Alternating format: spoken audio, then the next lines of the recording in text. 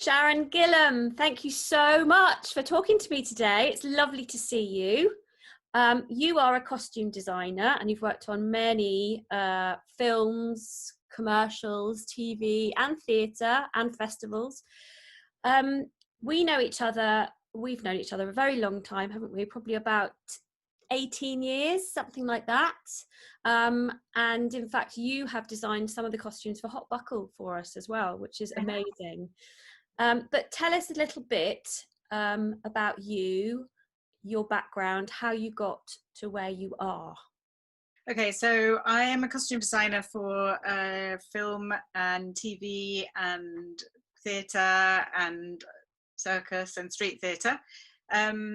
I have recently worked on some TV shows. I worked on a Netflix series last year called The Stranger, which had some of the great British favourites like Jennifer Saunders in it and Richard Armitage. It was a contemporary job. Prior to that, I was working in Budapest on a period drama called Jamestown, set in the 17th century, which was very exciting. I had my own costume workshop over there, and a whole section of it had Native American people came over and we recreated their costumes from the 17th century, which is very, very good. I worked on a film in Romania called The Nun, which is a horror film. So I've had quite a wide range of experiences. And in the past, I've done a lot of commercials. So I've worked around the world in various places, making things happen at the last minute. And how I got here was very, very convoluted. I started off after school. I went to university and studied languages because I didn't know what to do with my life for 4 years. And then when I finished, I didn't know what to do, still didn't know what to do with myself for about 7 or 8 years. So I tried various things I didn't like teaching TEFL and being a secretary, which I was useless at. I was working with an English-speaking theatre company in Madrid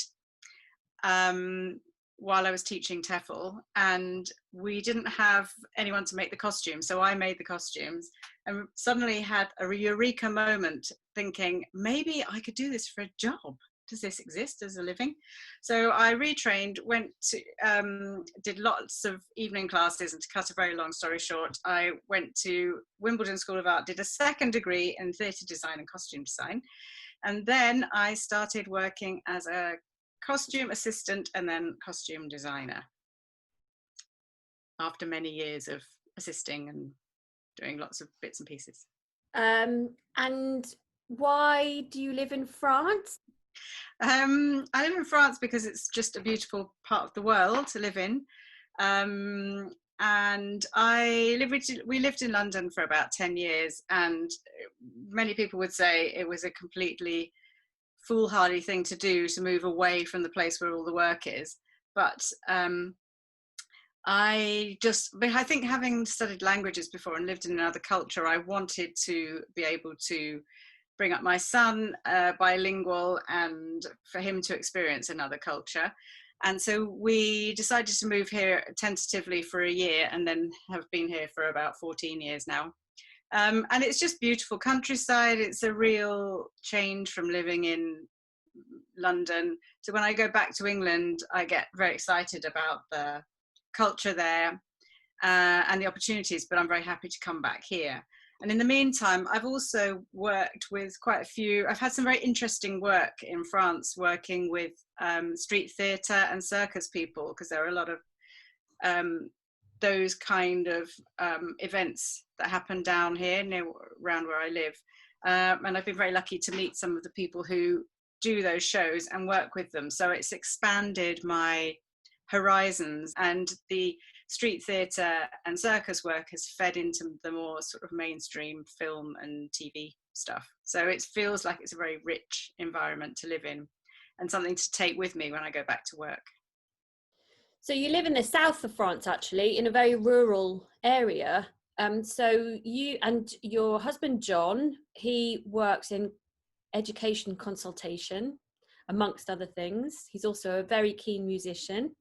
But so both of you have managed to forge your careers whilst commuting from very, you know, rural part of South France. Yeah, we've managed to make it work. It's quite a strange way of working, but we've spent time abroad together and separately, and I think that made us feel that this was something that we could actually achieve. And because Jon doesn't work all the time because he's in education, there are times when we're all at home in blocks of time. Sometimes he's at home in blocks of time, sometimes I am, and it works very well. Sharon, how has COVID-19 affected you personally and professionally?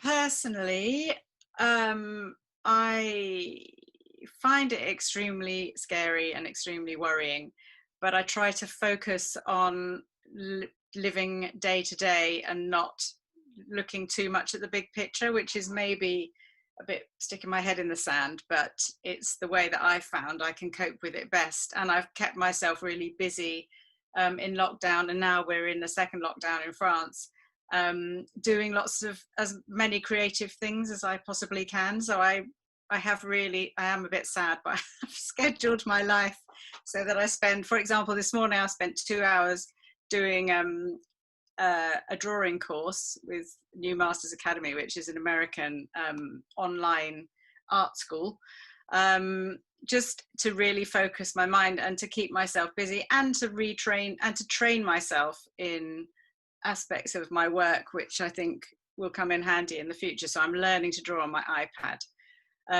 So basically, I think my way of dealing with it is knowing it's there and being really careful, but making sure that I am keeping my mental health as balanced as possible by doing things which occupy my time and give me a great deal of satisfaction. And I wouldn't normally have time to do when I'm working because I'm just running around all the time. So it is an opportunity, and I'm sort of trying to see it as an opportunity as well. Work-wise, I was working before the lockdown started. I was working on a TV series in London, and we kept going to the last minute, but then obviously we had to shut down. The costumes were all put on a truck safely until we restarted, and which we did restart in September. And I had to do, prior to that, I had to do a 4-hour COVID awareness course online, Zoom meeting type of thing. And then when I actually started on the ground, I had to write a COVID awareness costume department document, which had to be approved by all the various levels of people in the show, and read and understood by my department. So I was very responsible for making sure that my little department knew what they were doing and was able to work under the constraints of COVID. So normally I had two standby costume assistants who work on set, and I have a supervisor who works on the wardrobe truck and organises all the clothes every day. The two girls, normally we would have one wardrobe truck for a show of our size, but this time we had two. One was for the standby girls to sort of live in, and me and my supervisor were on the other truck, and we had an interim staging point where we could bring back costumes that had been worn or prepare costumes that were going to be worn. They had to be sprayed or washed. Everything that was worn had to be washed at 60 degrees. If it couldn't be washed, we had to spray everything, every item of clothing that anybody wore, including jewelry and shoes and handbags and everything, and then bag it in plastic. And me and the supervisor had to wear PPE in the mornings to take the costumes into the trailers for the actors to put on, clean all the surfaces down, and then leave them to it. And then the standby girls were tested every week for COVID, and had to go to set. And if they approached the actors, they had to wear full PPE basically, including visors. So it was pretty hardcore for them, because they were wearing masks all day long. I mean, I know doctors and nurses have to do that too, but it's quite strange for us normal members of the public to be like that. But what was amazing was that everybody was so determined to finish this job, because we were 3/4 of the way through it, and we were all very desperate for it to finish, because we all really, really loved the show. And so there was, even though that everybody had to wear PPE, even though we had to be separated from each other, even though we had no lunch breaks, we just worked continuous days so that we didn't stop and contaminate each other.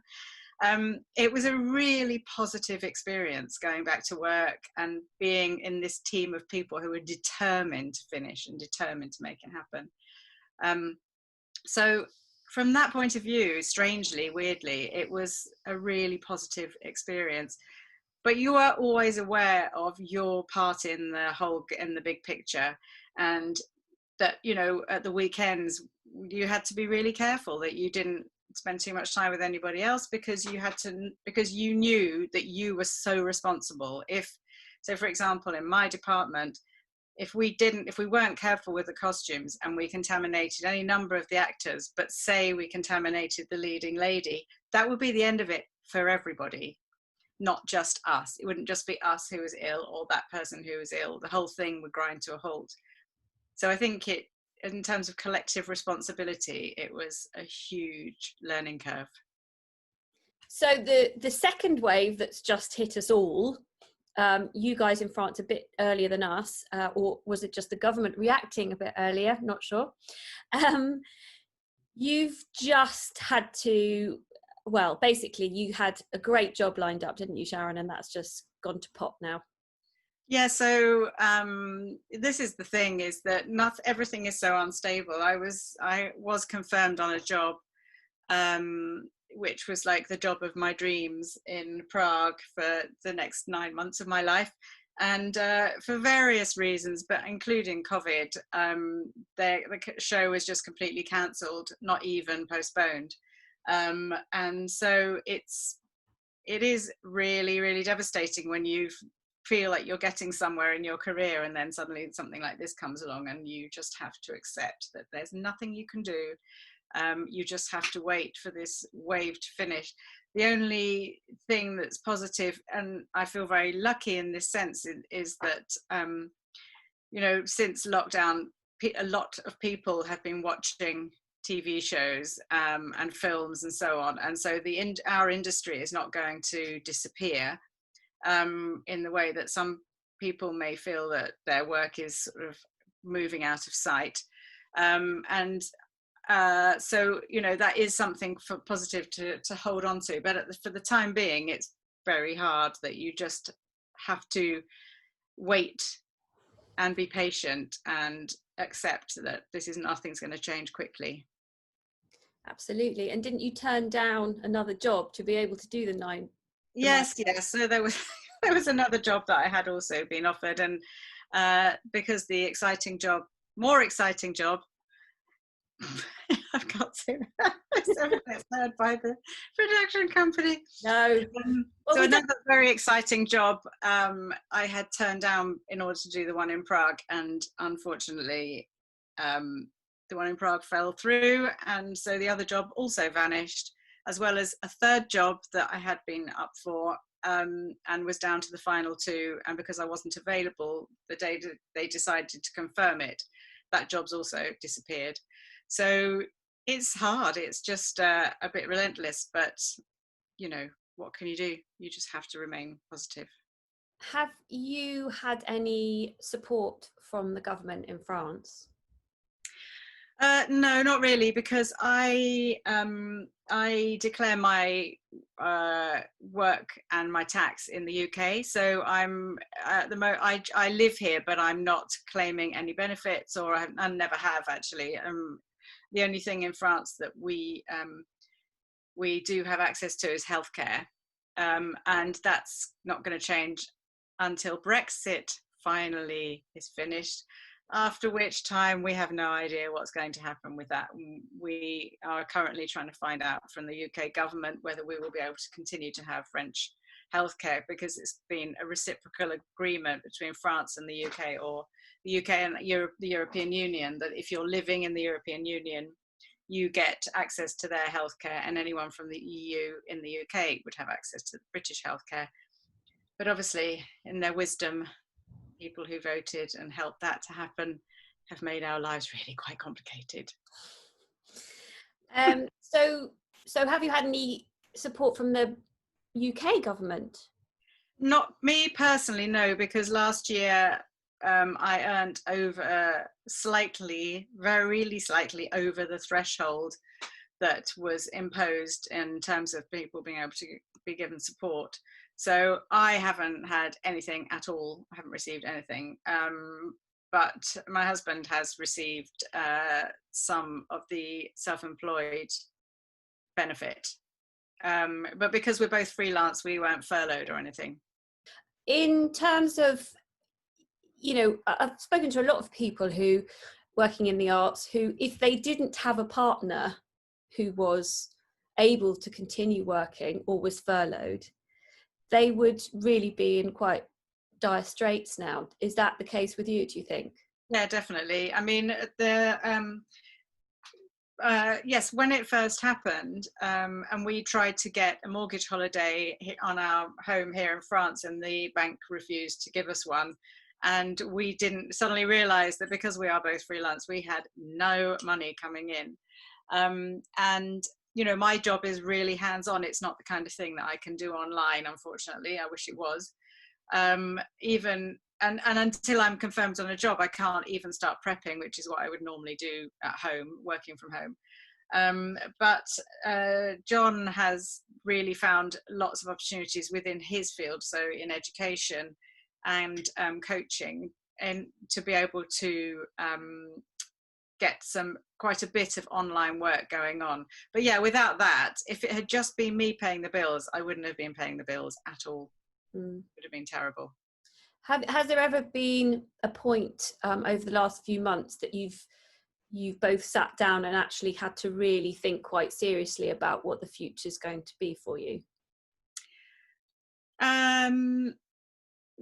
Not long-term future, because like I said, I still feel and hope that I will be able to go back to work once things have calmed down, when things calm down, or even between things calming down, in the way that, you know, the film industry started up again in July. I think I didn't start work till September, but there is a way of working within the confines of COVID, obviously not in this situation that's happening now. And I think this lockdown is really necessary.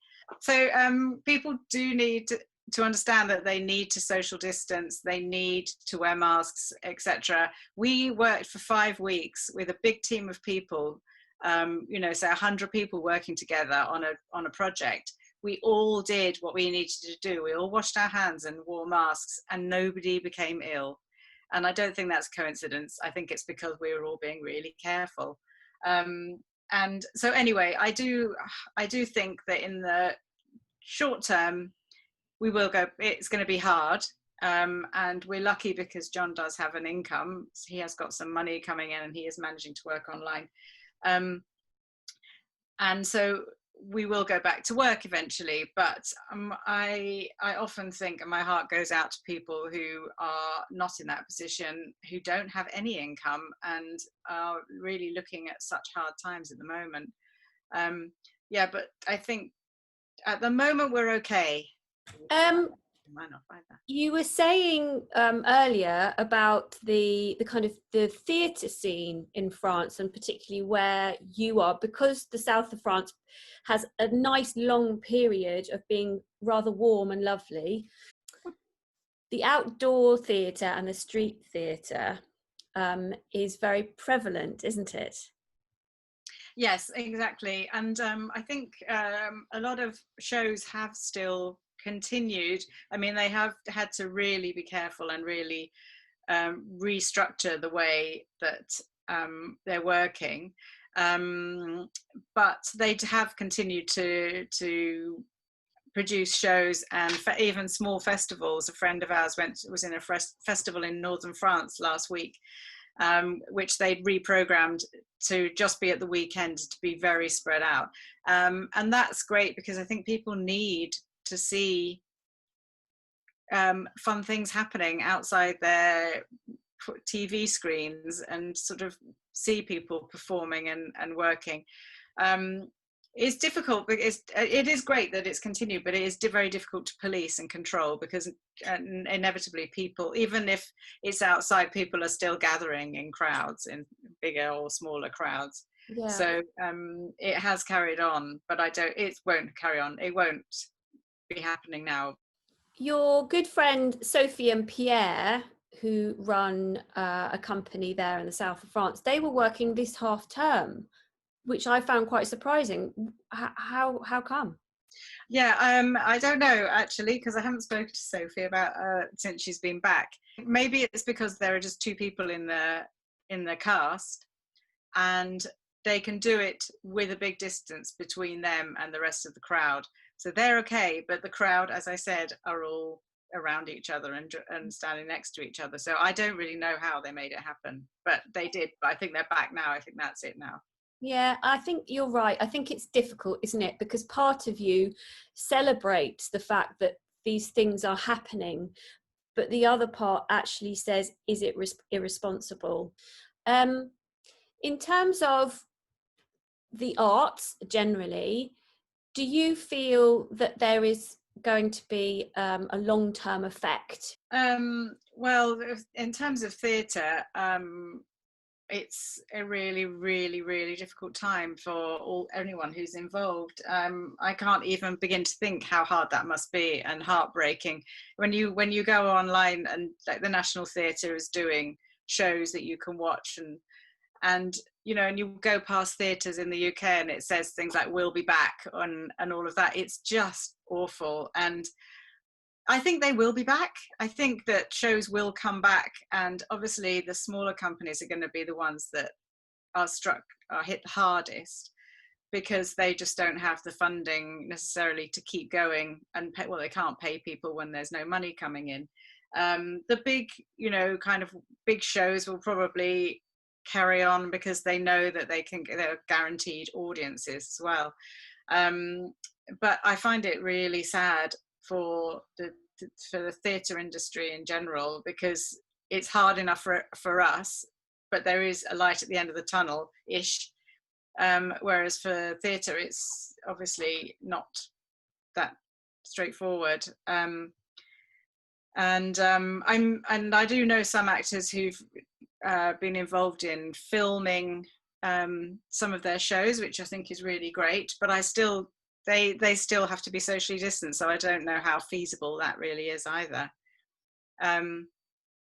I think that the will is there for people to want to go and see it, and it's just a matter of time and waiting until it's safe enough to get in there.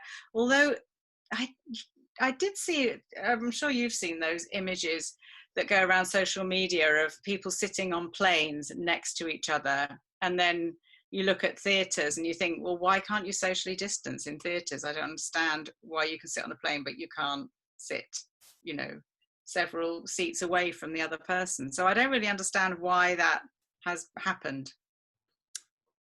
What has made you the saddest about the last few months?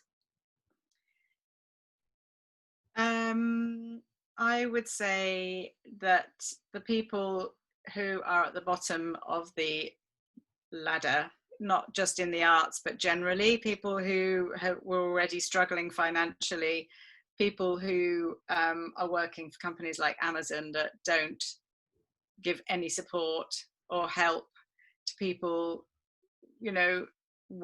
if they become ill, or if they are worried about COVID or trying to self-isolate. That it's that sort of level of society, that's what's made me the saddest, and is those people who already were in a really tough place and are now going to have to, it's just going to get tougher and tougher for them, because as I said, we're okay because we've got some income coming in, we live in a nice place, we're in the countryside, we're not stuck in a flat.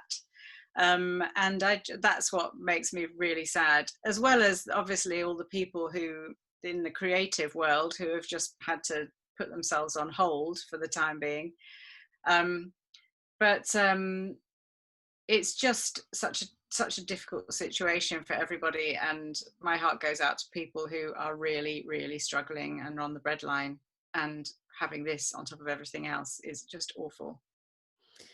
And in terms of sort of health and well-being, how do you think that's affected the arts community, having to kind of just completely shut down?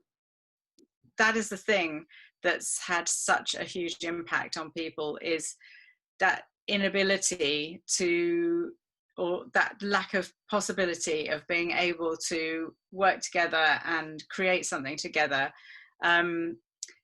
I think has really hit hard a lot of people, because it's the fact that we can't touch each other and we can't, be together in that sense physically. But the lack of having a team that you work with is huge, and it's something that's, I think that's why, for example, I spend so much time making my lists and structuring my day, because I'm used to doing that with other people all the time. And it's very hard to just be in your own little circle with yourself and your own head all the time. It's very hard to not get kind of really quite depressed. So yeah, I think that's what when I said that it was so good going back to work, I think it's been interesting to be able to have that little window of work, which it really shows how we need each other and we rely on each other, not just, financially, but really as human beings. We need to interact, and what we enjoy most is spending time with each other and creatively making something happen as a team. So it's a big issue, I think, and I think it will stay with people for quite a long time.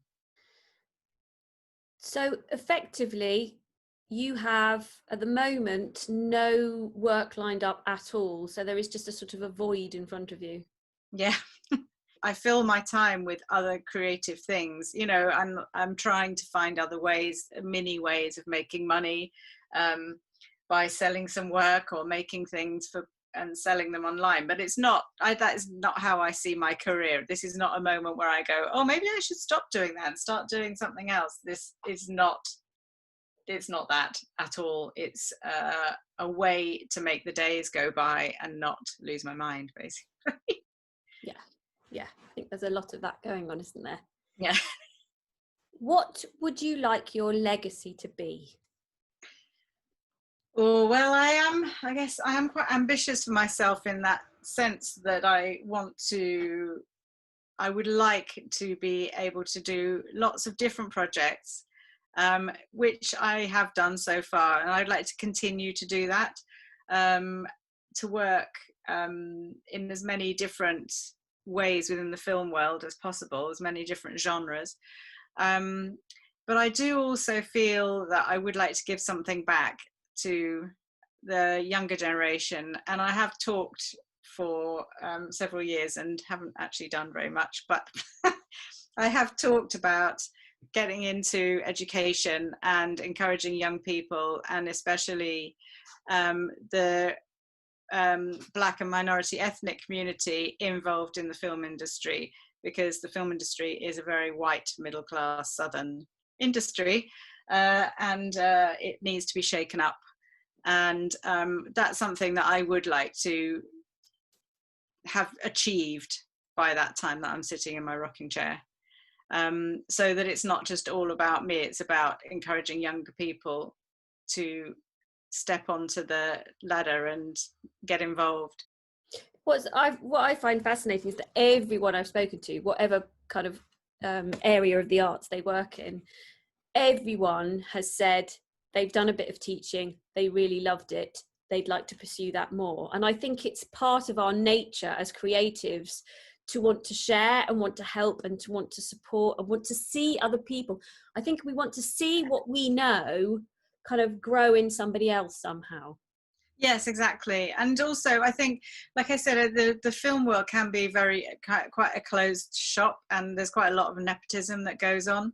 And I didn't come from that background at all. And as I said, I came through such a non-direct route to get to where I am. And I would like to help people who are genuinely really interested in doing it or don't realize that it's a career to get involved and get into it, so it just becomes a bit more democratic.